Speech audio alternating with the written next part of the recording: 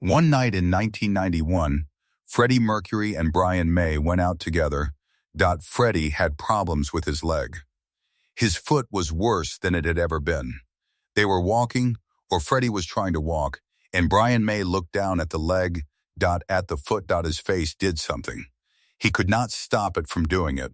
And Freddie saw. Freddie Mercury, who was 44 years old and dying of AIDS, and in enough pain that the leg required particular management just to move through a restaurant or a street. Freddie Mercury looked at Brian May's face and saw what Brian May's face was doing. And he said, "Oh, Brian, I'm really sorry. I didn't mean to do that to you." The dying man apologized to the living one. For the expression on the living man's face. For the fact that the living man had seen something upsetting. For causing distress to the person who was watching the dying happen.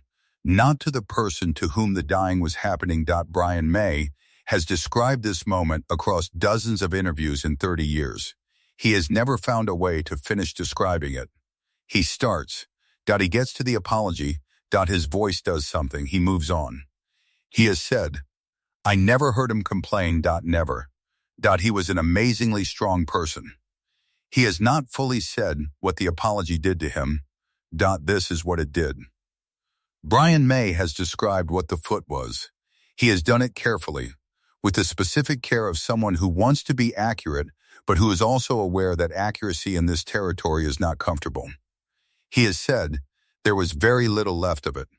He has said, tragically, the disease had a devastating effect on the singer's body. He has said he was in so much terrible pain. These are the words a person uses when they are trying to communicate something they cannot fully communicate, something they saw once, and that has never left the category of things they have seen. The foot was the visible form of what AIDS was doing. Not the abstract medical fact of a disease. The specific and physical fact of what happens to a body under the weight of an illness that has been progressing for 4 years. Brian May saw it. He was a guitarist. He knew hands. He knew what physical instruments were worth. He knew what a body's capacity to produce music required. He looked at the foot, and his face produced the expression that honest faces produce when they see something that hurts. He could not prevent it. Freddie saw the expression. And Freddie apologized. "I'm really sorry. I didn't mean to do that to you." These are Freddie Mercury's words. Said. In 1991. Said to Brian May. Said. By a person who was dying to the person who was watching him die. The apology is astonishing for what it does not contain. It does not contain self-pity. It does not contain a request for reciprocal comfort, a performance of distress, designed to draw sympathy from the room.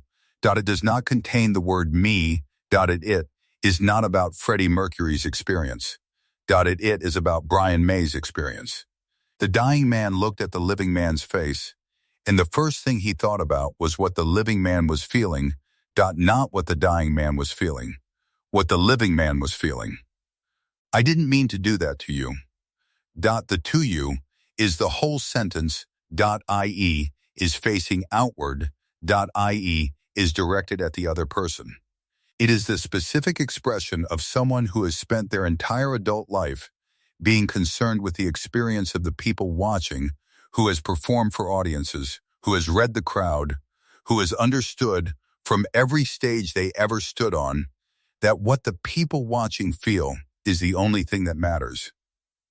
And who, dying, with almost nothing left of a foot, applied the same instinct to the person watching their death. Applied the same instinct to the person watching their death. Brian May has said, in the specific language of someone who has been sitting with a sentence for 30 years, "I never heard him say this is really awful. I never heard him say my life is shit. I never heard him say I'm going to die. Never, never, never. He was an amazingly strong person." These words, the never, never, never, are the words of someone describing not just the absence of complaint, but the specific quality of an absence that became its own presence. The absence of self-pity so complete that it becomes a character. the strength so sustained that it becomes the defining fact of the person. Brian May watched this for the last years of Freddie Mercury's life. He watched the absence of complaint and the presence of the apology and the specific direction of Freddie Mercury's concern, always outward, always toward the other person, always toward what the watching people were feeling. And Brian May has spent 30 years trying to explain what it was like to watch this. He has not finished explaining. He gets to the apology. His voice does something. He moves on. Brian May's face could not prevent what it did. This is the specific honesty of Brian May's account. He does not pretend that his face remained neutral. He does not claim professional composure. He says, "I think he reacted to my face." He acknowledges that his face produced an expression and that Freddie saw the expression and that the expression was the cause of the apology.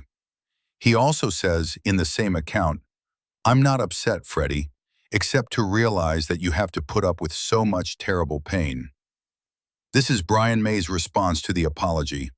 Not, "Don't apologize," not, "I'm fine," not the reassurance that the apology was unnecessary. He says, "I'm not upset about seeing it. I'm upset about what you have to endure."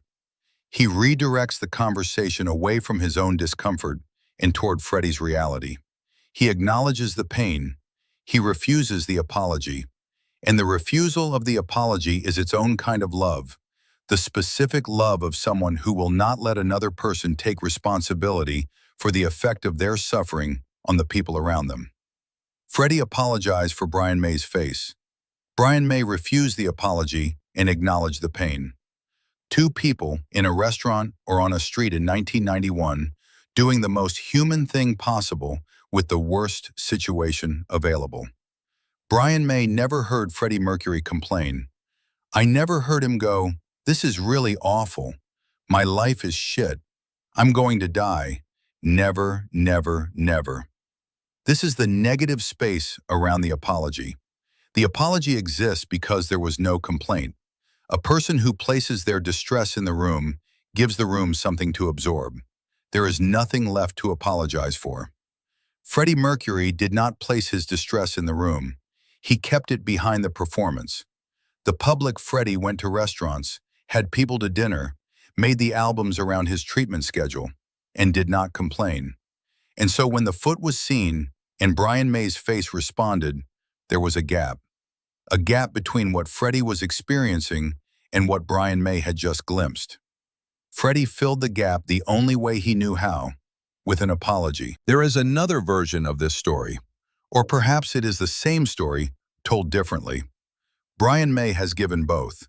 In one, they went out one night and Freddie had problems with his leg. In another, he showed it to us at dinner. He showed it to us at dinner. The specific domestic intimacy of showing something at a dinner table, not in a hospital, not in a clinical context. At dinner, the people, with the people who loved him. He showed it. He had made the decision to show it, to let the people at the table see what was happening. He said, "Oh, Brian, do you want to see what it's like?" He offered the showing. He made it a question. He gave Brian May the choice. And when Brian May said yes, or when the question was understood as a yes by the nature of the relationship, Freddie showed him. And then he saw Brian May's face, and he said, "I'm sorry I've upset you by showing you that." He offered to show it. He showed it. He saw the upset. He apologized for the upset. At a dinner table, with everyone present, in the specific, ordinary setting of a meal with friends, where the most devastating things happen because dinners do not excuse themselves for the arrival of the devastating. Dinners do not excuse themselves for the arrival of the devastating. This is the setting in which Brian May has described the apology, not a hospital, not a deathbed, a dinner, or a night out, the specific ordinary context of a life still being lived. Freddie Mercury was living his life in 1991. He was making the album. He was having people to dinner. He was going out. He was maintaining the form of the life he had always lived, because this was what he had asked for. I don't want anything to change. Get on with business as usual. And the business as usual was dinners and going out and the studio and the people who loved him. And in the middle of one of these ordinary evenings, a dinner, a night out, the specific context of two friends together, the foot, became visible. And Brian May's face did what it did.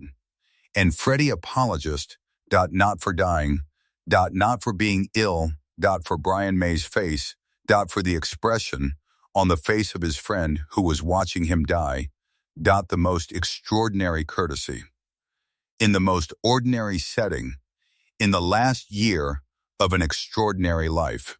The last time Brian May saw Freddie Mercury, he came to Garden Lodge. Freddie was in bed. The curtains were open, so he could see the garden. Brian May was talking about things in the garden, the specific things a person says when making ordinary conversation, in a room where ordinary conversation is not quite possible. And Freddie said, "Guys, you don't need to feel like you need to make conversation. I'm just so happy that you're here, so even if we have nothing, it's just having these moments." He released them from the obligation of filling the silence. The same instinct that produced the apology produced this. The outward direction. You don't need to feel. The awareness of what the living were carrying on his behalf. Brian May has tried to say what the apology meant for 30 years. He has not finished. He gets to, "I'm really sorry, I didn't mean to do that to you." His voice does what it does. He moves on. He says, "I never heard him complain. He was an amazingly strong person." He says, "Losing him was like losing a brother. All true. All approaches to the thing. None of them the thing itself. The thing itself, the person who was dying was more concerned with the distress of the person watching than with their own distress. The person to whom the foot belonged looked at the honest face and said sorry. Not because Freddie Mercury was performing selflessness. Because this was who he was. Always about the people watching. On the stage. In the studio. In a restaurant. In 1991. Always. Always about the people watching. Brian May has said, in describing the end period, the sicker Freddie got, the more he seemed to need to record. To give himself something to do. Some sort of reason to get up. This is Roger Taylor's observation. And Brian May's observation is adjacent.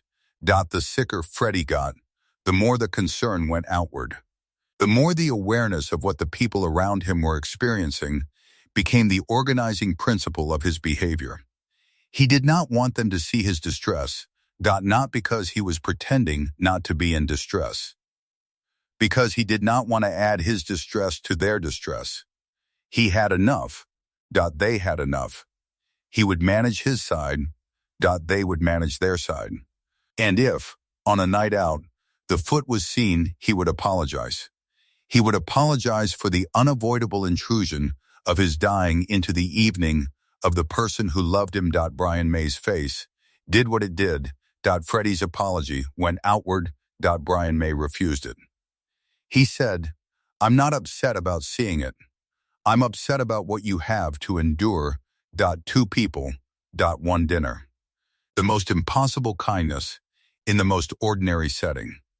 Brian May has never finished describing the apology because the apology does not permit completion. It gets larger rather than smaller with every telling. It resists reduction to anecdote. Brian May describes things well.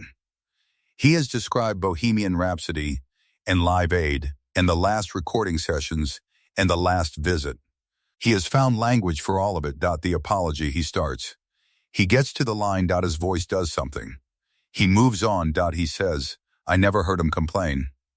He says it the way someone says something they are using as a shield. True. And protecting him from the thing beneath it, the thing beneath it. The apology. The dying man. The living man's face. "I'm really sorry, I didn't mean to do that to you." This sentence. 30 years. Brian May's voice. Still. Does something. Still.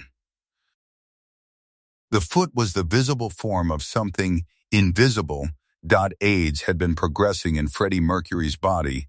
Since 1987, for 4 years, he had maintained the public version, the performances, the recordings, the dinners, the careful management of the gap between what he was experiencing and what the world was permitted to see.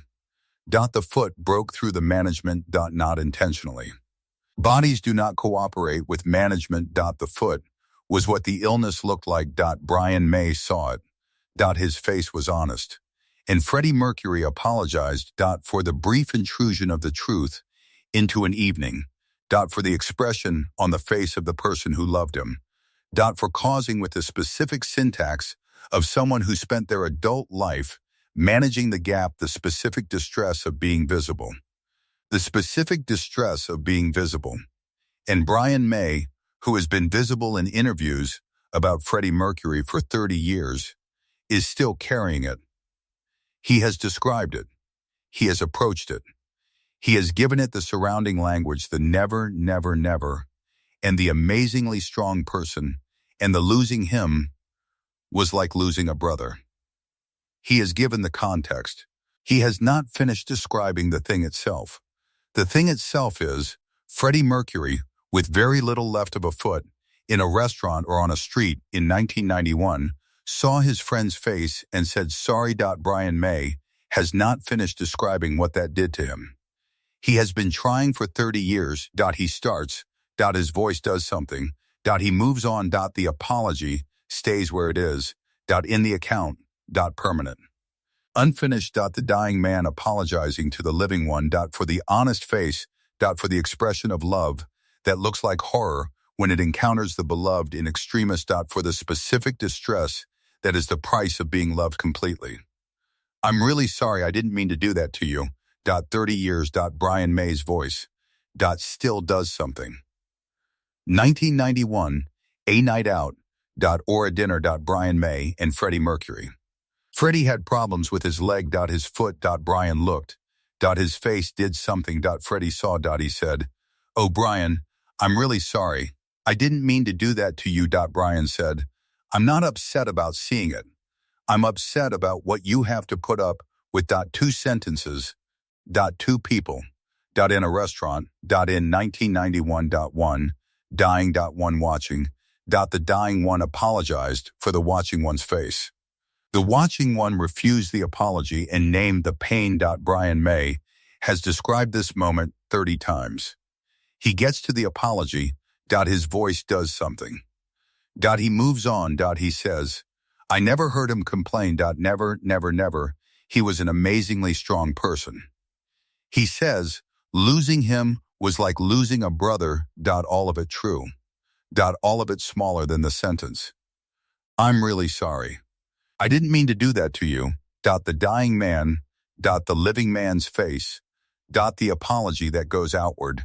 The specific and permanent courtesy of someone who loved the people watching more than he feared what was coming. 30 years. Brian May. Still does something. Still.